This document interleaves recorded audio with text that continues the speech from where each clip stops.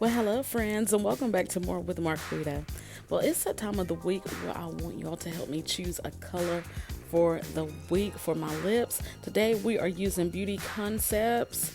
This is a matte collection. Let's get into what each color looks like. Up first, we have French Wine. This color to me is very similar to fuchsia. Next, Next, we have Cordovan.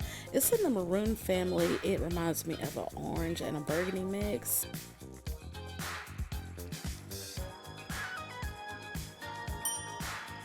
I love these lipstick containers. When you close them, they turn into matte lips.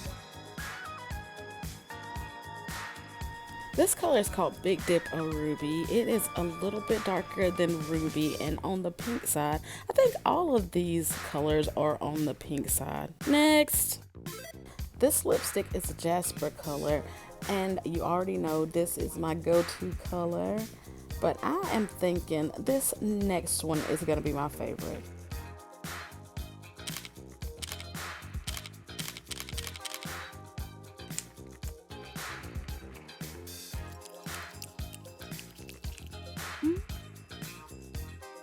This final color is called French Raspberries.